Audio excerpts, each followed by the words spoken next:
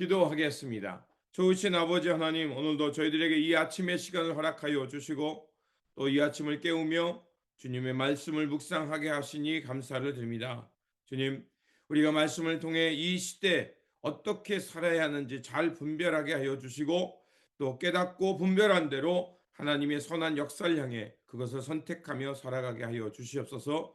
또한 우리에게 귀한 사명 주셨사오니 이 맡은 바 사명에 충성을 다하며 하나님의 그 나라가 임할 때까지, 완성될 때까지, 그날까지 우리의 사명에 충성을 다하며 그 사명의 왕수를 향해 나아가는 저희들 되게 하여 주시옵소서.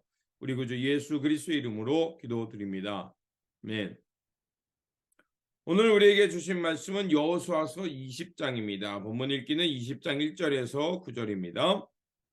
여호와께서 여호수아에게 말씀하여 이르시되 이스라엘 자손에게 말하여 이르기를 내가 모세를 통하여 너희에게 말한 도피성들을 너희를 위하여 정하여 부지 중에 실수로 사람을 죽인 자를 그리로 도망하게 하라. 이는 너희를 위해 피해 보복을 피할 것이니라.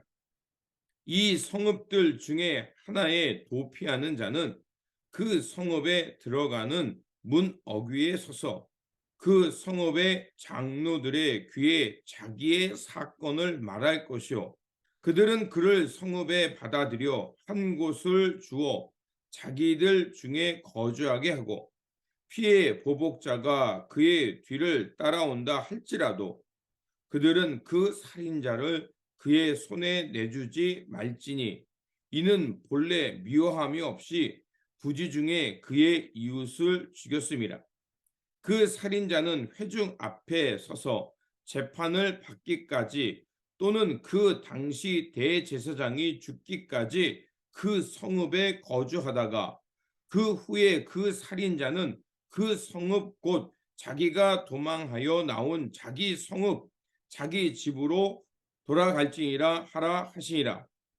이에 그들이 납달리의 산지 갈릴리 게데스와 에브라임 산지 세겜과 유다 산지 기럇 아르바 곧 헤브론과 여리고 동쪽 요단 저쪽 루벤 지파 중에서 평지 광야의 베셀과 갓 지파 중에서 길앗 라못과 므낫세 지파 중에서 바산 골랏을 구별하였으니 이는 곧 이스라엘 모든 자손과 그들 중에 거류하는 거민을 위하여 선정된 성읍들로서 누구든지 부지 중에 살인한 자가 그리로 도망하여 그가 회중 앞에 설 때까지 피해 보복자의 손에 죽지 아니하게 하기 위함이라. 아멘. 오늘 본문은 성중에 그 도피성을 만들라는 말씀입니다. 이스라엘 지파의 각 땅에는 이제 그 부지 중에 사람을 죽였을 경우 공정한 재판을 받을 때까지 도피성을 마련하라고 하나님은 말씀하고 있습니다. 도피성에 대한 규정은 이미 하나님께서 모세에게 이미 이르러 주신 말씀입니다. 그래서 출애굽기 21장과 민수기 35장 또 신명기 4장과 19장에 이 도피성에 대한 이유가 나오고 있습니다. 그 이유는 고의성 없이 즉 실수로 사람을 죽인 자의 생명을 보호하게 하기 위함입니다. 왜냐하면 오늘 본문에 나와 있듯이 죽일 의도가 없었습니다. 그래서 실수로 누군가의 생명을 상하게 하고 죽였을 경우 그가 공정한 재판을 받을 때까지 그가 정말 고의성이 있었는지 없었는지 그리고 그 상황에 대해서 공정한 재판을 받기까지 그가 그 도피성에 머물면서 그가 이렇게 생명을 보존하여 피해 보복, 억울한 피해 보복을 막고자 했던 것이 하나님의 뜻임을 알 수가 있습니다. 그래서 율법에는 분명 사람을 죽인 자는 죽이라고 명령되어 있고요. 설령 살인자가 여호와의 단에 피한다 할지라도 그가 살인했기 때문에 그를 그 단에서 끌어낼 수 있었습니다. 또한 사람이 그 원한을 갖고 누군가에게 뇌물을 줘서 또 누군가를 해하게 했다. 그도 분명히 죽이라고 말하고 있습니다. 이것처럼 고의로 계획적으로 누군가를 상하게 하고 죽인 경우에는 이렇게 그의 정당한 이 생명의 그 심판을 받게 했습니다. 그런데 만약 오늘 본문에 나오는 것은 그런 고의성을 갖고 말한 것이 죽인 것이 아니라 부지 중에 자기가 의도치 않고 실수 중에 누군가의 생명을 상하게 하고 죽였을 경우 그도 공정한 재판을 받을 수 있도록 하나님은 이렇게 도피성을 만들어 놓으신 것입니다. 그래서 이 도피성은 그가 공정한 재판을 받게 할 뿐만 아니라 또한 그가 사면을 받을 수 있는 기회를 주었습니다. 그게 언제냐? 대제사장이 죽었을 경우 그는 그 도피성에서 나와서 고향으로 돌아갈 수 있게 하셨습니다. 자, 이러한 이야기는 뭐냐? 억울한 피해 보복이 계속해서 일어나는 것을 차단하기 위함이고, 그리고 하나님은 그 실수한 자, 그의 생명조차도 하나님께서는 보살펴 주신다라는 것을 말씀하고 있는 것입니다. 그래서 이러한 제도를 통해서 그 억울하게 또 무모한 피해 보복이 집화 간에 일어나는 것을 하나님은 안전장치를 만들어 놓으셨을 뿐만 아니라 이토록 생명 또 실수하고 또 우리가 죄를 지었을 때도 그 생명이 보존될 수 있는 그 생명을 존중하는 그 문화와 공동체가 되도록 하나님이 만드셨습니다. 또한 이 살인자가 도피성에 피하고 대제사장이 죽었을 경우 나올 수 있는 이 이야기는 또 무엇을 말하냐면 그 히브리서에 나오는 우리의 대제사장 되시는 예수 그리스도, 그 예수 그리스도가 바로 십자가에 죽는 사건을 통해서 우리가 속죄함을 받는 그것을 예표하기도 합니다. 예수 그리스도께서 우리를 향해서 율법의 죄를 향해서 십자가에 달려 돌아가시자 우리는 어떻게 되었습니까?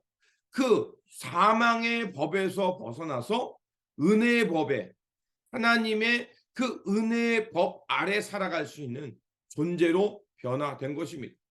그래서 더 이상 죄인임에도 불구하고 하나님으로부터 용서받은 죄인으로서 이제는 하나님의 뜻과 하나님의 마음, 하나님의 선한 뜻을 향해 살아갈 수 있는 하나님의 자녀, 하나님 나라에 속한 백성이 될 수 있는 것입니다. 그래서 오늘도 우리는 그렇기 때문에 죄인이었음에도 불구하고 용서받은 죄인으로서 예수 그리스도, 우리의 대제사장 되시는 예수 그리스도를 통해서 하나님과 화해하기를 하고 그리고 우리의 고향으로 돌아가 하나님의 평화, 하나님 나라의 은혜의 법을 향해 살아갈 수 있게 된 것입니다. 그러므로 우리도 예수 그리스도를 통해 속죄받은 승죄받은 자로서 이 은총의 삶을 살아야 할 것입니다. 은총의 삶이란 다른 거 아닙니다.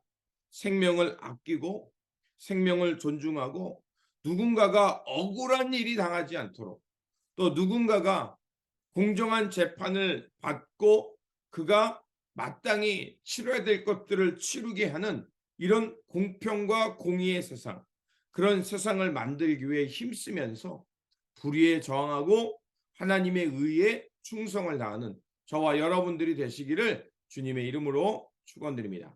기도하겠습니다. 생명을 귀하게 여기시는 하나님, 실수로 살인한 경우 무모한 피해 복수에서 죽임당하지 않도록 도피성을 마련케 하셨습니다. 또한 그 도피성으로 피한 자는 대제사장이 죽을 때까지 그곳에서 나올 수 없었을 뿐만 아니라 공정한 재판을 받기까지 함께 하셨습니다. 하나님, 우리의 삶이 이렇게 자유하게 되고 또 사망의 법에서 벗어나 자유인이 될 수 있는 것은 우리의 대제사장이신 예수 그리스도께서 십자가의 그 보혈을 흘리심을 통해서 우리를 대속해 주셨습니다. 그러하오니 이제 예수 그리스도를 통해서 자유한이 되었고 속죄함 받았으니 주님의 은총을 기억하면서 오늘도 하나님께서 원하시는 그 생명 존중의 삶을 살아내는 저희들 되게 하여 주시옵소서. 그래서 우리가 살아가는 이 사회와 공동체 안에 생명을 아끼고 존중하는 문화와 삶이 있게 하여 주시고, 그것을 통해서 우리가 사는 세상에 하나님의 의와 생명 존중의 삶이 흘러가는, 또 세워져가는 그런 밑거름이 있게 하여 주시옵소서. 우리 구주 예수 그리스도 이름으로 기도드립니다. 아멘.